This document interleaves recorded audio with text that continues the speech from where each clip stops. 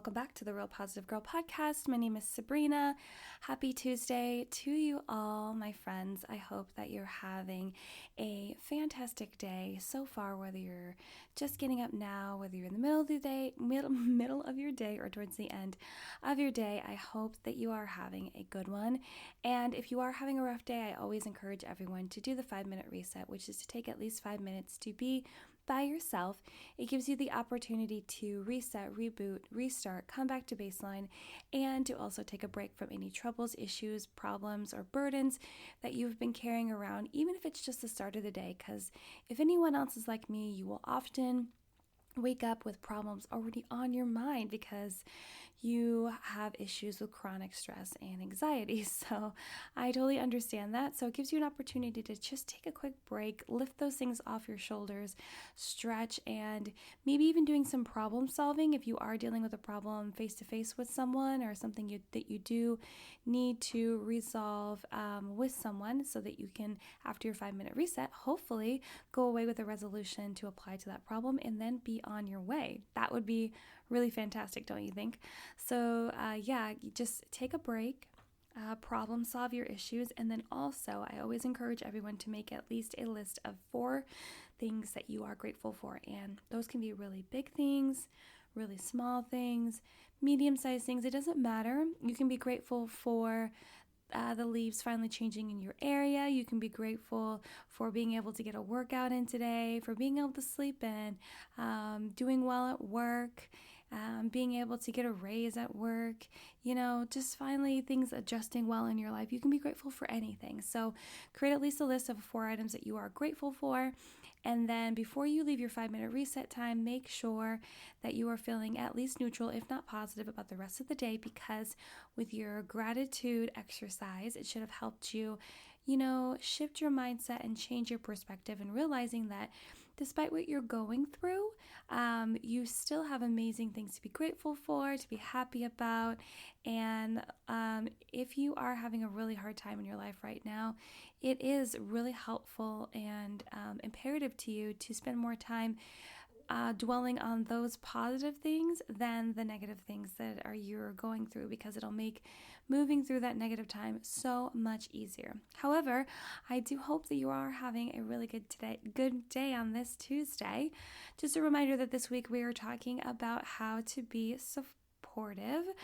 And man, I cannot speak today, but we're going to keep on rolling. But today, Tuesday, we're specifically going to talk about supporting versus enabling. So let's go ahead and just jump right in.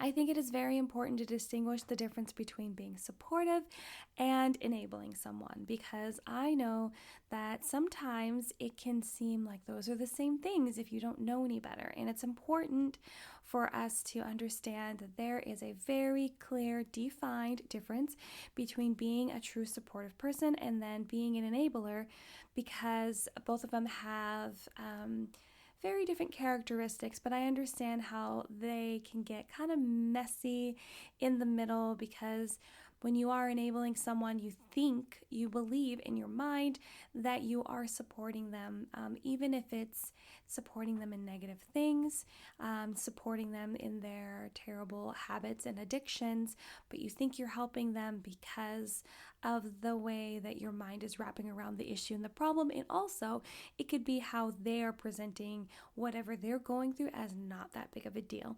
But then truly being supportive, sometimes that can also be seen as being too nice, too kind, too soft. It can be seen as not being as truthful as you could. So that's why I find it very important for us to briefly go over the differences of those things, so that you know that you are being more supportive than enabling, and trying to stop being an enabler if that is an issue you are struggling with. So being supportive is great, is a great helpful thing, and enabling someone is not helpful in the slightest, and really only leads to trouble for both sides, meaning the person that is being enabled and the enabler. Let's start with what it means to be an enabler. Enabling someone can look a lot like love. You want to be kind and caring and not shatter that person's world, but you also need to be real with yourself and realize you might also be enabling because you fear rejection and hurting that person's feelings. So let's discuss that really quick. Enabling can look a lot like love, because if the person that you are enabling is just going through it, it's just going through a hard time, and whatever they're struggling with, you really want to assist them, but you make it up in your mind that it's like the most tiniest issue problem that no one really needs to worry about, or they make it seem that way, so you believe them because you care about them, because you love them, and you don't want to show them the actual dark side of what they're going through. You know what I mean? Because usually when you're going through it, like the person that's being enabled, when you're going through it, you don't want to see it as dark as it really is. Like whatever the problem, the stress, the addiction, the bad habit that you are currently participating in, that you are currently experiencing, you don't want to really see that it's an actual problem. So it's very important that you realize that you're letting your mind get twisted into thinking that you're loving them, that you are caring for them, that you're being kind by kind of downplaying what's happening or continuing to encourage them to participate in that negative behavior. You also don't want to shatter their world. You don't want to have them become upset with you. You don't want them to try to cast you out of their life. And that's what I meant with the fear of rejection, because a lot of times people will enable others because they have a fear of being cast out of their lives, because that person is not ready to be helped, is not ready to accept the truth of what they are going through. And truly, to stop being an enabler, you actually take a step back and create some space and room between you and that person, because if you continue to be there enabling them and pushing them and supporting them and quote unquote supporting them in their negative habits, you're only contributing to them getting worse, not better. And it can be really messed up in your mind if you don't set it straight and realize that you could be being manipulated by that person, or you could just be so in a fog with wanting to love and care for someone that you truly, truly care about. But by allowing someone to continue in damaging behaviors or aiding in those behaviors and activities, you create more damage. You're just really sending them down a road of even more hardship, even a harder road of recovery and getting better and coming back to that initial person that was strong and able to have the strength to overcome these bad habits or addictions that they are currently struggling with. And enabling can also be seen as not allowing someone to deal with negative emotions and consequences, which can eventually lead someone to believe their behavior is acceptable. So if you are encouraging them, let's say that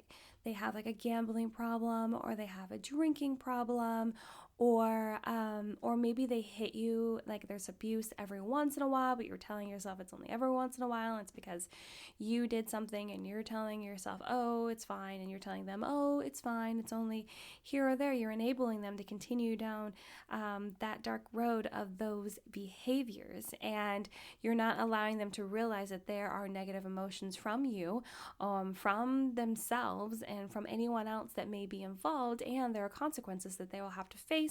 And there could possibly be a hard road ahead for recovery and coming back to, being strong again and not being dominated by those addictions and those problems or those struggles that we just let take us captive. You know what I mean? I feel like sometimes we get so deep in stuff that messes us up. We kind of let it take us captive before realizing that we need to set ourselves free or ask for help to have someone else set us free. You know what I mean?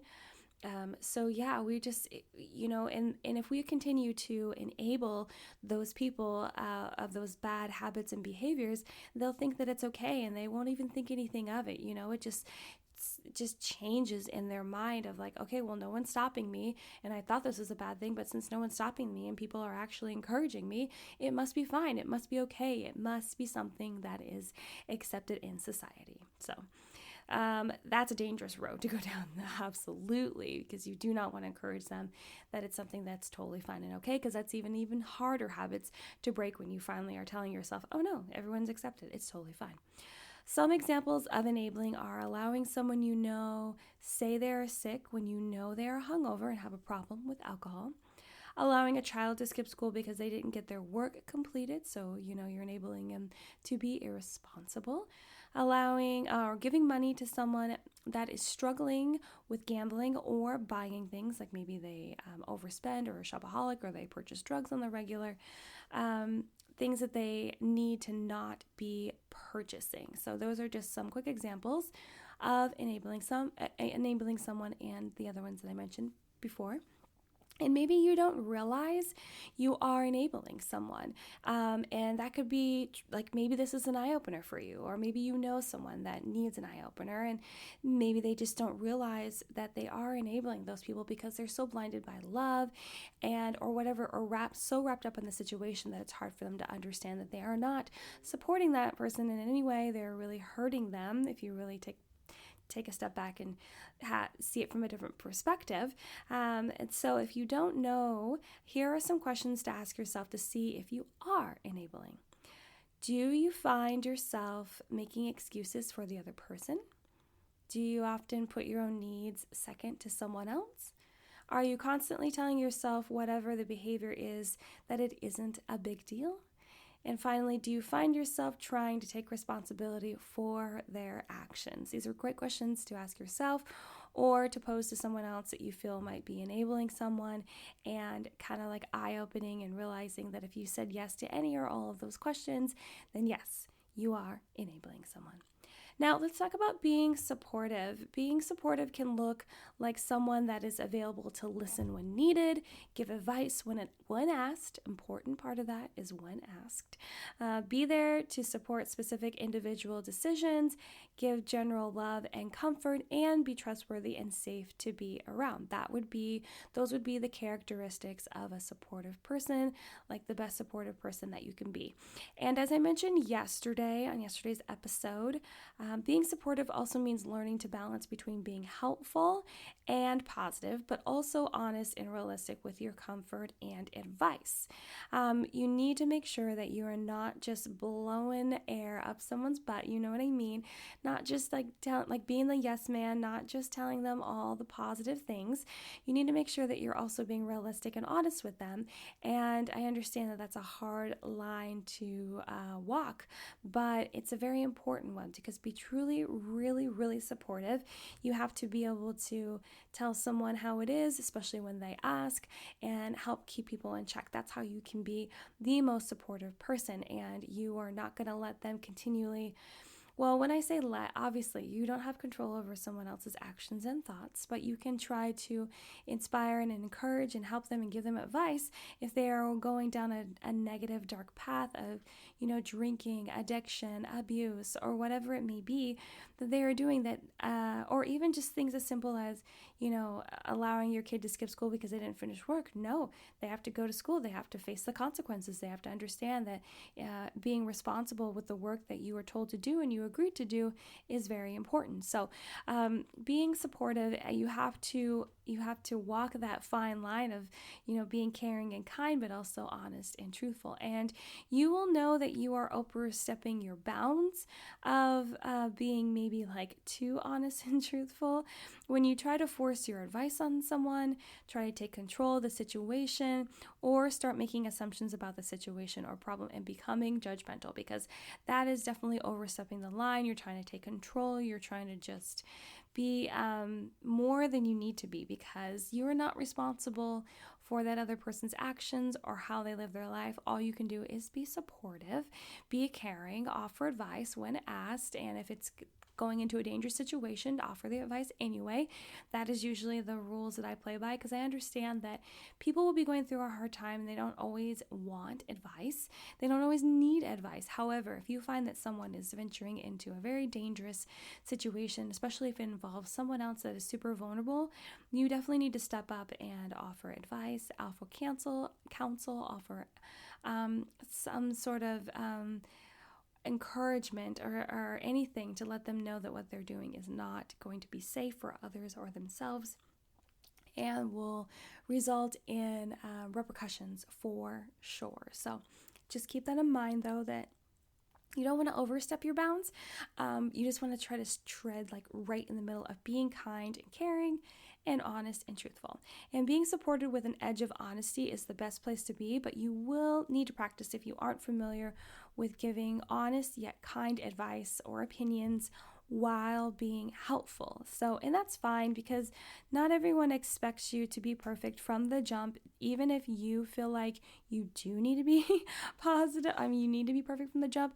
No one actually is expecting you to do that. And if they are, they're only doing that because expectations have been placed upon them, and they're honestly just doing it out of their own pain. Please remember that next time that happens. Maybe you can help them realize that they don't have to hold on to those expectations either. You only are supposed to be setting expectations for yourself, not others.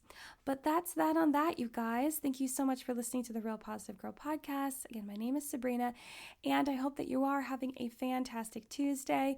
Don't forget to check the description box for notes for the show, where to find me on Instagram, which is at Sabrina Joy Perozzo, or Real Positive Girl Podcast. My email address is there. Send me anything you want, prayer requests, content suggestions, feedback, prayers, comments, questions, whatever you want. But I hope that you have a good, fantastic rest of your day. I hope you come back tomorrow for the next episode talking about how to be supportive. But until then, have a good one, and I'll see you next time. Bye, guys.